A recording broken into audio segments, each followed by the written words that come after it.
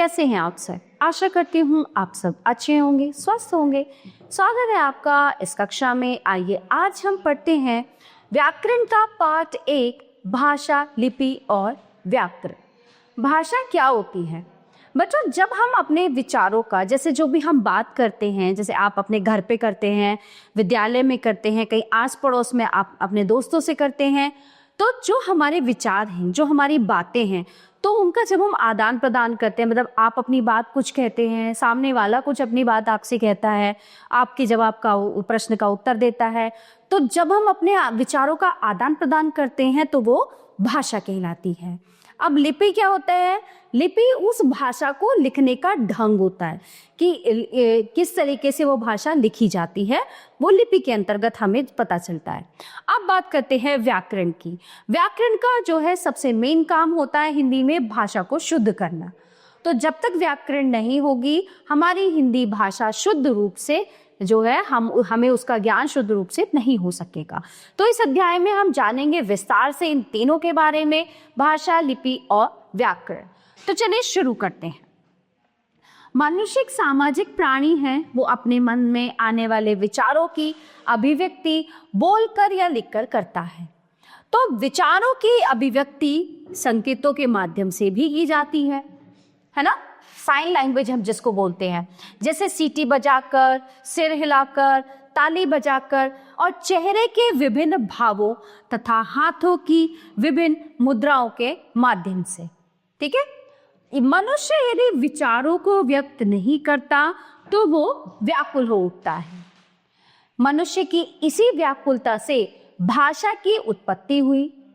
यदि मनुष्य में ये व्याकुलता नहीं होती तो आज भाषा का अस्तित्व ही नहीं होता। तो अगर परिभाषा की हम बात करें तो वह साधन जिसके माध्यम से हम अपने विचारों को बोलकर या लिखकर अभिव्यक्त करते हैं और दूसरों के विचारों को सुनकर या पढ़कर समझते हैं, भाषा कहलाती है। अब आते हैं हम भाषा के रूप। देखिए, अध्यापिका बच्चों को पढ़ा रही है। ठीक है? नेहा अपनी माँ को पत्र लिख रही है। यातायात पुलिस वाला गाड़ियों को रुकने का संकेत देते हुए। नेताजी भाषण दे रहे हैं। राहुल गृह कार्य कर रहा है। रेलवे कर्मचारी रेल को रुकने का संकेत कर रहा है। ठीक है? अब देखिए, ये सब भाषाएं हैं। बच्चों को पढ़ा रही है, ये मौखिक रूप है। ये लिख रही है, ये लिखित रूप है। ये सांकेतिक रूप है। ये मौखिक रूप है, ये लिखित रूप है और ये भी सांकेतिक रूप है। अब आते हैं हम भाषा के 3 रूप होते हैं भाषा के रूपों पर। पहला मौखिक भाषा, लिखित भाषा और तीसरा आता है सांकेतिक भाषा।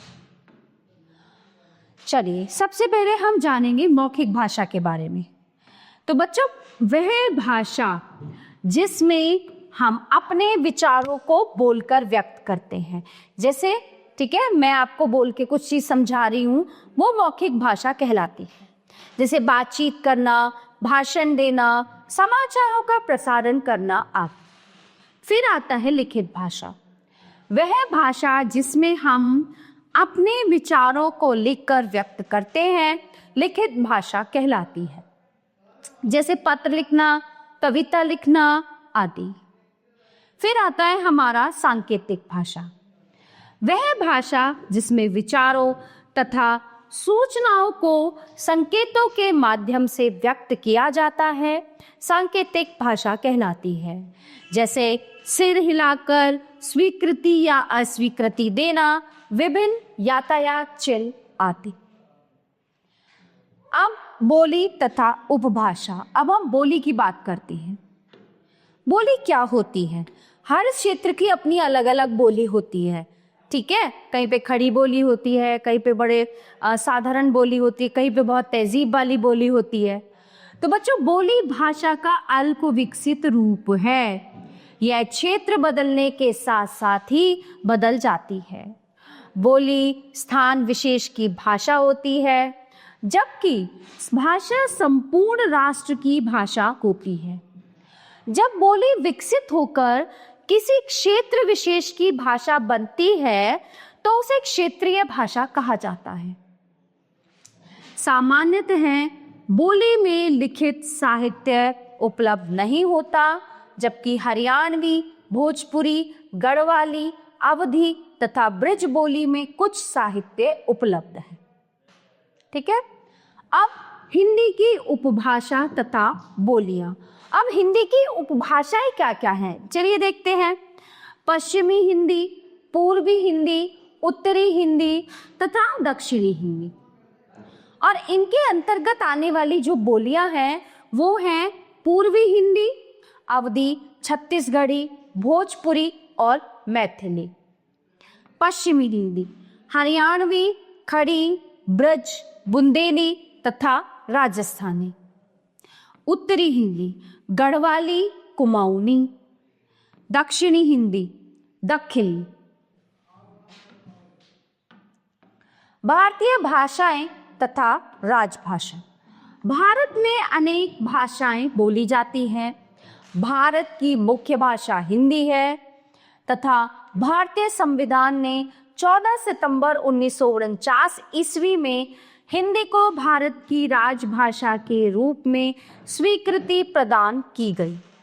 इसके अतिरिक्त भारतीय संविधान में 22 अन्य भाषाओं को भी मान्यता प्रदान की गई है। संस्कृत, पंजाबी, गुजराती, नेपाली, मराठी, तेलुगु, कश्मीरी, मलयालम, उड़िया, असमिया, उर्दू, कन्नड़, डोगरी, तमिल, बोडो, मणिपुरी, मैथिली, संथली, कोंकणी, बंगाली, मणिपुरी और सिंधी। तो ये सब है जो है भाषाएं। अब भारत का सभी जो है राजकीय कार्य हिंदी भाषा में ही संपन्न होता है। तो जितने भी हमारे जो है सरकारी जो काम होते हैं वो सब हिंदी भाषा में ही होते हैं। हिंदी विश्व में बोली जाने वाली तीसरी भाषा के रूप में मान्यता प्राप्त है। अब आते हैं हम संसार की भाषा पर। संसार में अनेक भाषाएं बोली जाती हैं। इनमें हिंदी, चीनी, अंग्रेजी, जर्मन, जापानी, फ्रांसीसी, रूस, अरबी, स्पेनिश, पुर्तगाली प्रमुख हैं। अब हमने भाषा को जाना, अब हम जानेंगे लिपि के बारे में कि लिपि क्या होती है। तो बच्चों, भाषा को लिखित रूप से लिखने के चिन्ह या विधि को लिपि कहा जाता है और हिंदी की लिपि देवनागरी है। प्रत्येक भाषा की अपनी विशेष लिपि होती है, जैसे हिंदी देवनागरी, नेपाली देवनागरी, उर्दू, फारसी, संस्कृत देवनागरी, तमिल पंजाबी गुरमुखी, मराठी देवनागरी, अंग्रेजी रोमान, बांग्ला बंगाली, कश्मीरी। तो ये हुई लिपि की बात। ठीक है, तो इस लिपि में भाषाएं लिखी जाती हैं। अब हम बात करते हैं व्याकरण के बारे में, जो हिंदी को शुद्ध करने का काम करती है। तो व्याकरण हमें भाषा को शुद्ध रूप से लिखना, पढ़ना और बोलना सिखाता है। व्याकरण के नियम हमें भाषा के उचित स्वरूप का ज्ञान कराते हैं। लिंग, वचन, क्रिया, काल आदि का प्रयोग तथा निर्धारण व्याकरण के नियमों के अनुसार ही होता है। वर्णों का सही उच्चारण, गति, लय आदि का ज्ञान व्याकरण ही कराता है। नीचे दिए गए वाक्य पढ़िए। चलिए, आपने आज कहीं जाना नहीं, मुझे काटकर तरबूज दो।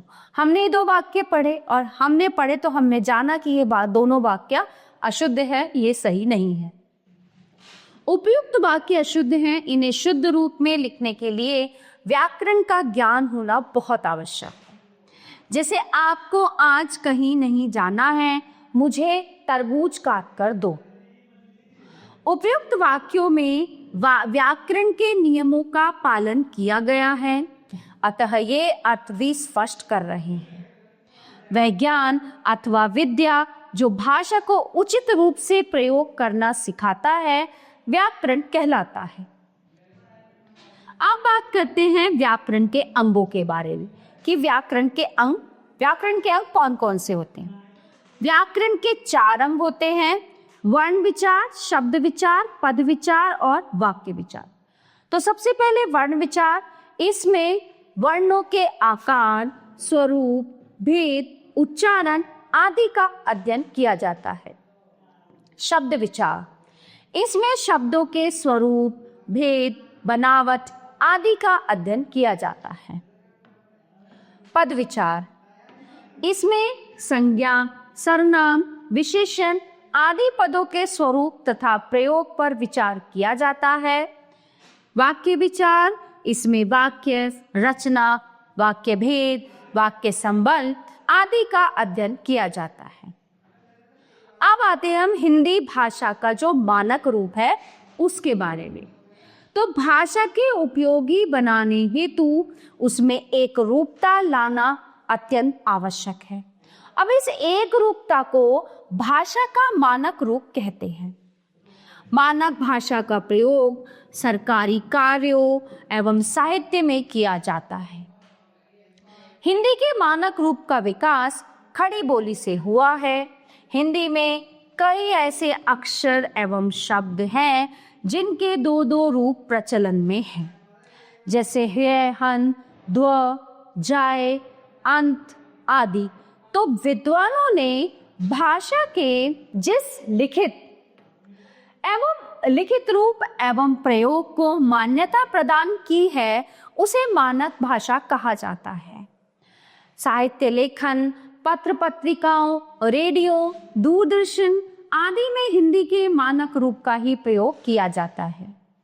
हिंदी भाषा का क्षेत्र एवं महत्व, हिंदी भारत के कई राज्यों जैसे उत्तर प्रदेश, मध्य प्रदेश, हिमाचल प्रदेश, बिहार, हरियाणा, दिल्ली, राजस्थान, झारखंड, छत्तीसगढ़, उत्तराखंड की मातृभाषा है।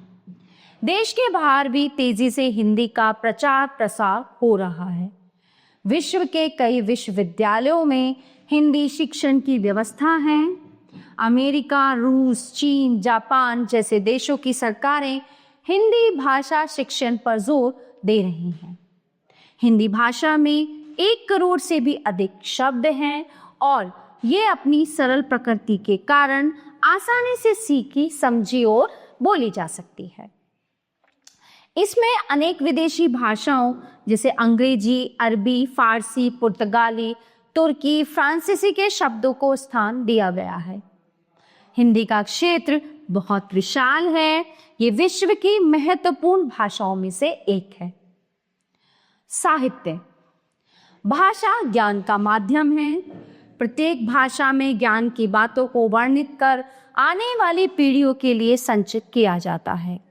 इस प्रकार साहित्य ज्ञान का एक विशाल भंडार है।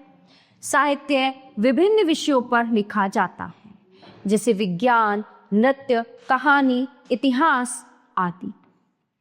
साहित्य की विधाएं, साहित्य मानव का कल्याण करने का माध्यम है।